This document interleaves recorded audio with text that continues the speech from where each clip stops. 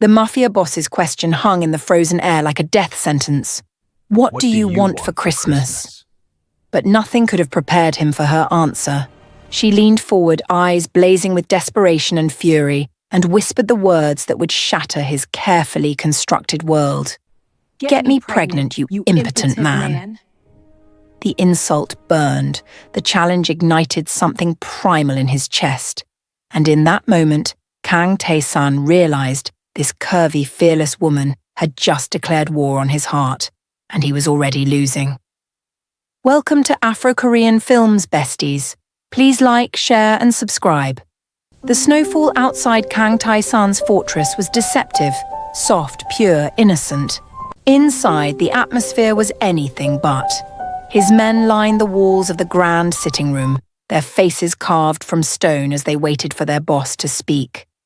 Tae-san sat in the leather chair like a king on a throne, his dark suit immaculate, his expression unreadable. He'd built an empire on fear, precision, and the kind of ruthlessness that made grown men weep. But tonight, his attention wasn't on the weapons shipment or the rival syndicate trying to encroach on his territory. It was on her. Sarah Cole stood in the center of the room, her curves wrapped in a simple black dress that somehow made her look like both a warrior and a temptation. Her dark curls fell around her shoulders, her full lips pressed into a defiant line. She'd been brought here against her will, collateral for her brother's debt, but she didn't cower. She didn't beg. She stared at Tae-san like she could see straight through him, and something in his chest tightened dangerously. "What do you want as a Christmas gift?" he asked, his voice low and controlled. It was a test. He wanted to see if she'd ask for freedom, for mercy, for her brother's life. She stepped forward, her hips swaying with unconscious grace, and the room seemed to hold its breath. "Get me pregnant, you impotent man," she said, her voice steady and sharp. The silence was deafening. Tae-san's jaw tightened. His men shifted uncomfortably, their eyes darting between their boss and the woman who'd just signed her death warrant. But Tae-san didn't move. He couldn't.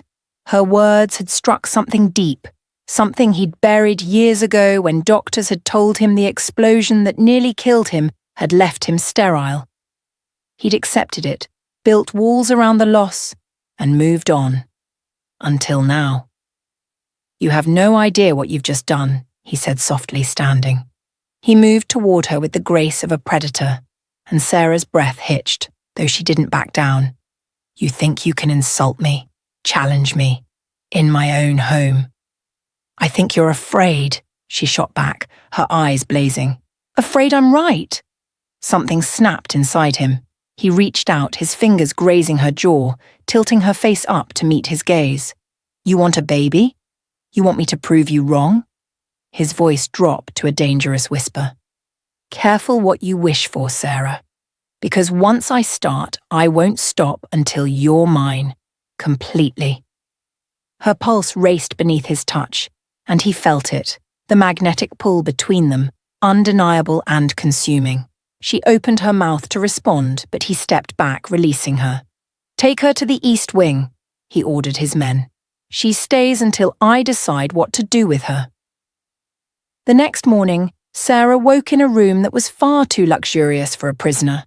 Silk sheets, a fireplace crackling softly, floor-to-ceiling windows overlooking the snow-covered estate. She sat up, her mind racing. She'd gambled everything on that insult, hoping to provoke him into letting her go.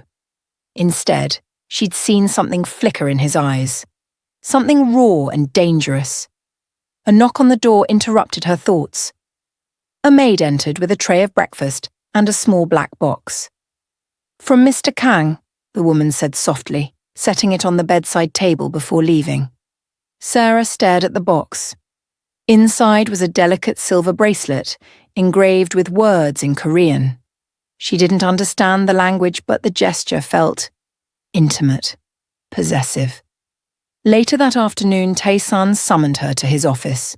The room was all dark wood and leather, filled with the scent of whiskey and danger. He sat behind his desk, his tie loosened, his sleeves rolled up to reveal strong forearms. He looked up when she entered, his expression unreadable. "Sit," he commanded. She did, though her heart pounded. "What do you want from me?" "The same thing you want from me," he said, leaning back in his chair. "Proof." Her breath caught. "You can't be serious. You challenge me, Sarah. You think I'll let that go unanswered?" He stood, rounding the desk to stand in front of her. "I'm going to prove you wrong. And in the process, you're going to learn what it means to belong to me." "I don't belong to anyone," she said, standing to face him. He smiled, a slow, dangerous curve of his lips. "Not yet."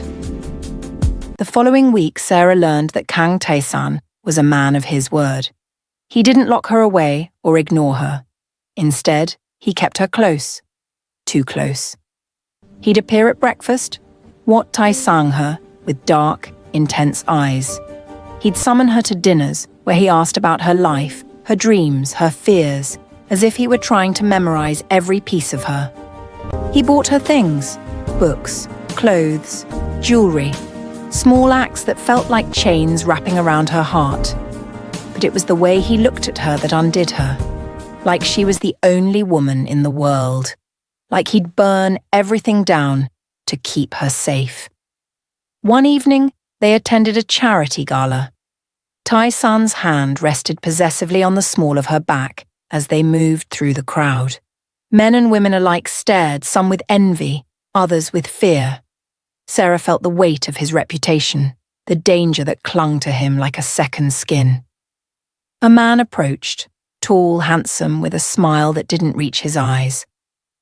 "Mr. Kang," he said smoothly. "And who is this beautiful companion?"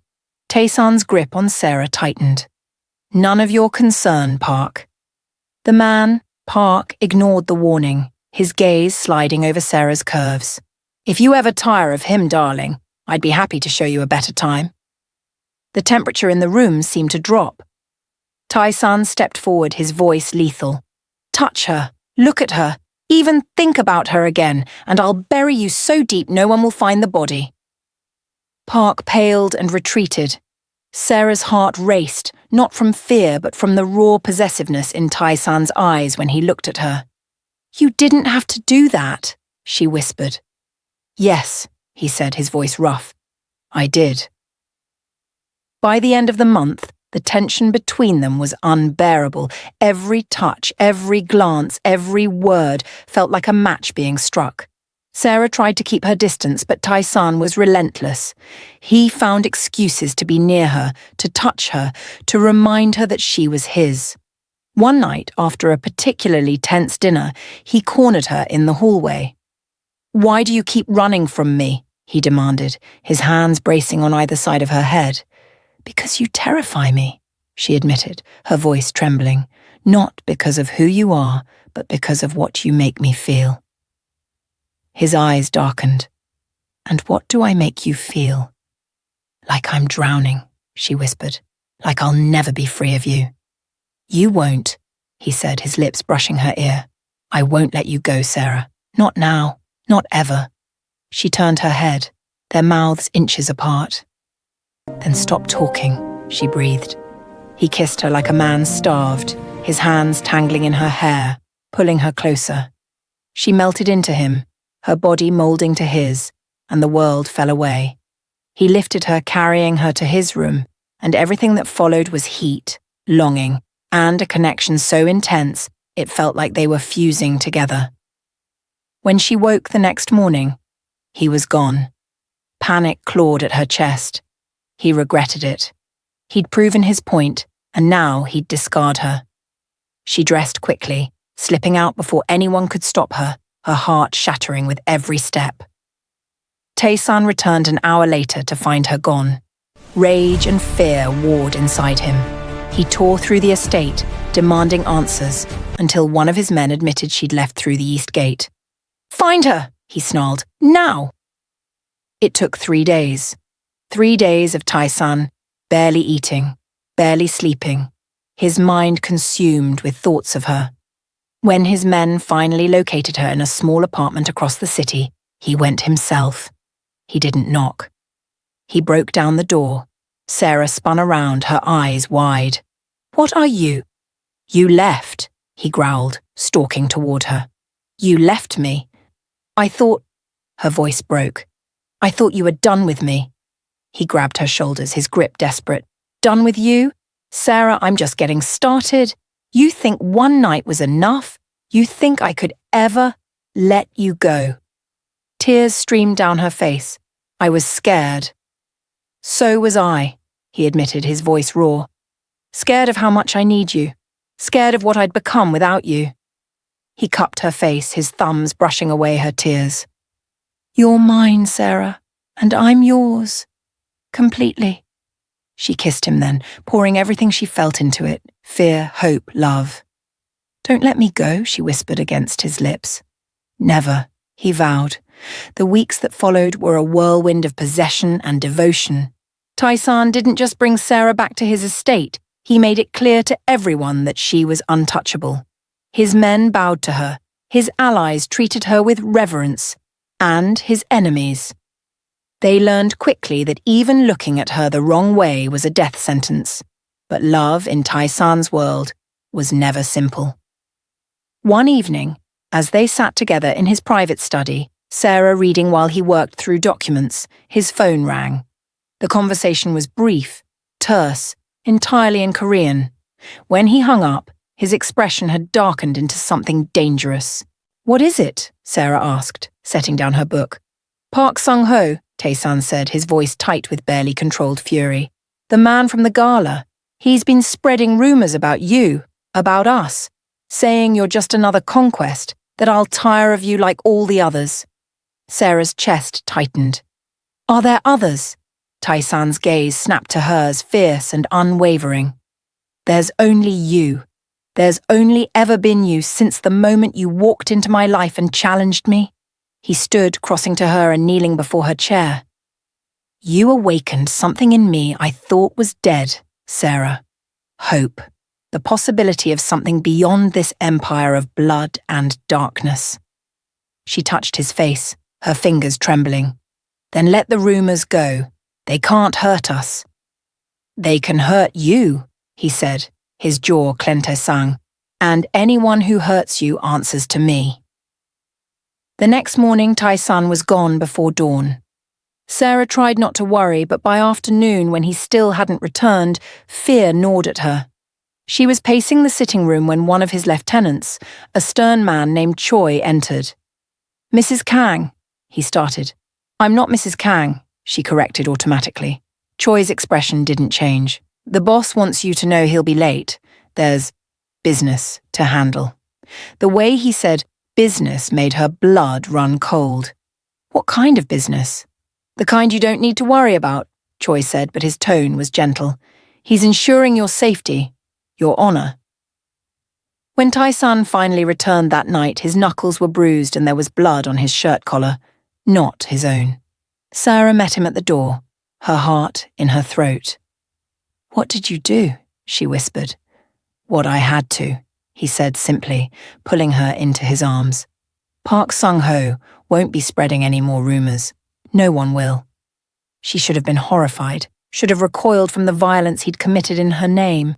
Instead, she felt something darker, more primal, gratitude, safety, possession.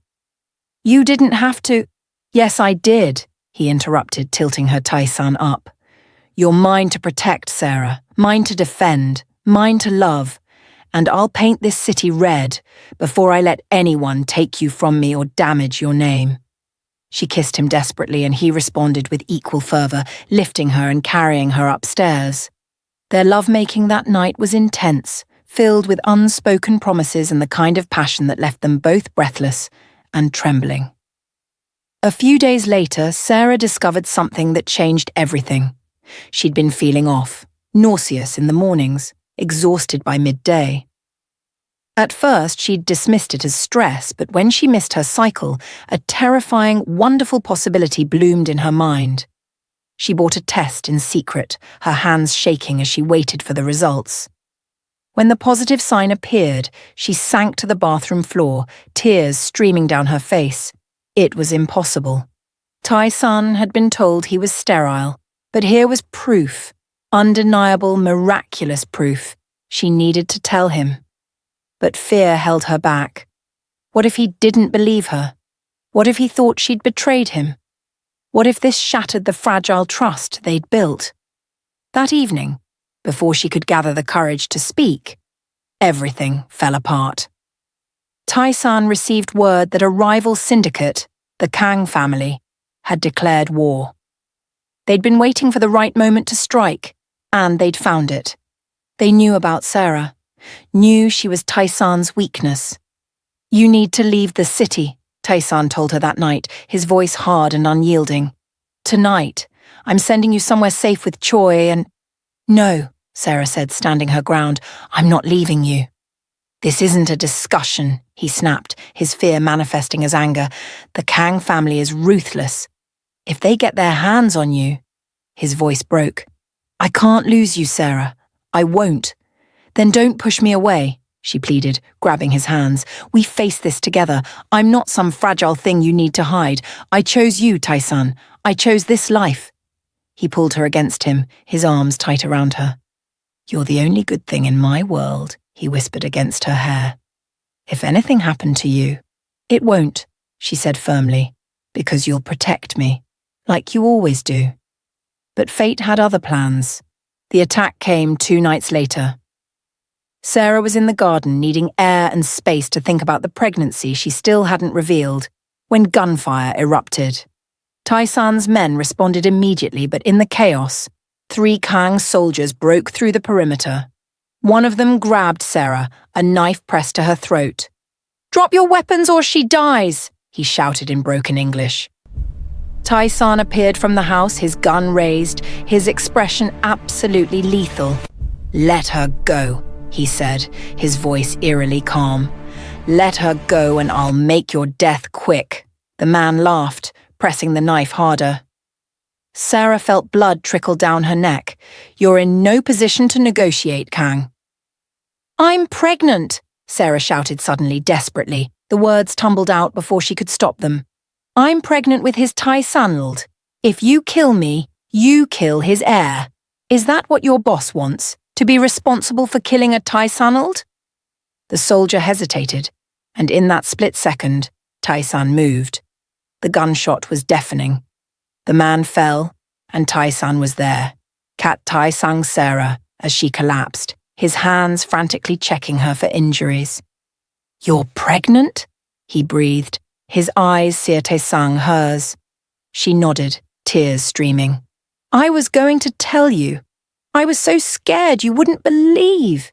He kissed her, cutting off her words, his hands cradling her face like she was the most precious thing in existence. "I believe you," he whispered. "I believe you, and I love you, and I'm going to end this tonight." The war with the Kang family was brutal but swift. Tai-san unleashed hell, calling in every favor, mobilizing every resource. Within a week, the Kang syndicate was decimated, their leadership either dead or in hiding. Tai-san made it clear to everyone in Seoul's underworld, Sarah Cole was untouchable, and their Tai-sanld, the impossible miracle, was the future of his empire. But the violence had taken its toll. Sarah had nightmares, jumping at shadows, her hand constantly moving to her still flat stomach as if to protect the life growing there. Tai-san noticed everything. One night he found her on the balcony staring at the city lights. He wrapped a blanket around her shoulders and pulled her back against his chest. "I'm sorry," he said quietly. "Sorry you had to see that side of my world. Sorry I brought danger to your door." "You saved me," she corrected, turning to face him. "You've saved me in every way a person can be saved, Tai-san. You made me feel worthy of protection, of love, of everything." He cupped her face, his thumbs stroking her cheeks. "You are worthy. You're everything. And I swear on my life, on our Tai-sanld's life, I'll build a safer world for you both. I'll step back from the worst of it. I'm not asking you to change who you are," she interrupted. I'm asking you to let me stand beside you, as your partner, as your equal. His eyes shone with unshed tears. You're more than my equal, Sarah. You're my salvation. 3 months later, Tai-san did something unprecedented. He called a meeting of all the major syndicates, families, and power players in Seoul. In a grand hotel ballroom, with Sarah at his side, her pregnancy now visible, her hand resting protectively on her rounded belly, he made an announcement. This woman, he said, his voice carrying through the room, is Sarah Cole, soon to be Sarah Kang. She carries my Tae-sanald. A Tae-sanald doctors said I could never have. She is my heart, my future, and the mother of my heir. His gaze swept the room, hard and unyielding. Anyone who threatens her, insults her, or even looks at her wrong will answer to me. Personally. The room was silent. Then, slowly, heads began to nod. Respect, grudging or genuine, rippled through the crowd. Afterward, in their car, Sarah laughed shakily. That was terrifying. That was necessary, Tae-san corrected, bringing her hand to his lips. I need everyone to know. You're not my weakness. You're my strength. The proposal came on a snowy evening, much like the night they'd met. Tai-san took her back to the sitting room where she'd first challenged him, where she'd called him impotent and set their entire story in motion. He knelt before her, pulling out a ring that made her gasp, a stunning diamond surrounded by smaller stones that caught the firelight. Sarah Cole, he said, his voice rough with emotion. You walked into my life and proved me wrong about everything. You gave me hope when I had none. You gave me love when I thought I was incapable of it. You're giving me a Tae-sanald when the world said it was impossible. His eyes glistened. Marry me. Be my wife. Let me spend the rest of my life proving that you're the best gamble I ever took. Yes, she whispered, tears streaming down her face. Yes, yes, yes. He slid the ring onto her finger and kissed her deeply, his hands careful around her swollen belly. They married in the spring, in a private ceremony, attended only by those closest to them. Sarah wore a gown that accommodated her 7-month pregnancy, looking like a goddess. Tai-san couldn't take his eyes off her. When the officiant pronounced them husband and wife, Tai-san kissed her with a tenderness that belied his reputation, and Sarah felt complete in a way she'd never imagined possible. The baby, a daughter, arrived 2 months later. Tai-san wept when he held her for the first time, this tiny perfect miracle who had his eyes and Sarah's smile. What should we name her? Sarah asked from the hospital bed, exhausted but radiant. Tai-san looked at his wife and daughter, his entire world contained in this small room. Ji-woo, he said softly. It means wisdom and protection, because she's taught me what truly matters, and I'll protect her, protect both of you, with everything I have. Sarah smiled, Ria Tai-sang, for his hand. Ji-woo Kang, it's perfect. 1 year later, Sarah stood in the nursery of their renovated home, less fortress, more family estate, Wotai-sang Tai-san play with their daughter. Ji-woo giggled as her father made silly faces, her tiny hands Rea Tai-sang for him. Tai-san had kept his promise. He'd stepped back from the most dangerous aspects of his work, delegating to trusted lieutenants, focusing instead on legitimate business ventures. He was still powerful, still respected, still dangerous when he needed to be. But now he was also a husband, a father, a man who came home every night to his family. What are you thinking? Tai-san asked, noticing her what Tai-sang. That you proved me wrong, Sarah said, moving to sit beside him. You're not impotent. You're not incapable of love. You're the best man I've ever known. He set Ji-woo in her crib and pulled Sarah into his lap. You healed me, he said simply. You and our daughter. You made me whole. We healed each other, she corrected, kissing him softly. As snow began to fall outside, another Christmas approche-sang, Sarah thought back to that fateful night when she'd issued her reckless challenge. She'd asked for a Christmas gift, demanded the impossible, and insulted the most dangerous man in Seoul. And in return, he'd given her everything: protection, passion, devotion, family, and a love so fierce it had rewritten both their destinies. "Thank you," she whispered against his lips. "For what?" Taisan asked, his arms tightening around her. "For proving that some Christmas miracles are real." He smiled, a rare, genuine smile reserved only for her, and kissed her as their daughter cooed softly in the background as snow fell outside, as their impossible perfect life continued to unfold. The woman who'd challenged a mafia boss had won everything, and the man who'd been told he could never have a family had found his salvation in the arms of a curvy, fearless woman who'd seen past his darkness to the heart beneath. Thank you for joining us on this journey. If you loved this story, please like, share, and subscribe to Afro-Korean Films for more emotional, intense romance stories. Let us know where you are watching from. Leave a comment telling us what you thought and which story you'd like to see next. Until next time, besties, keep believing in impossible love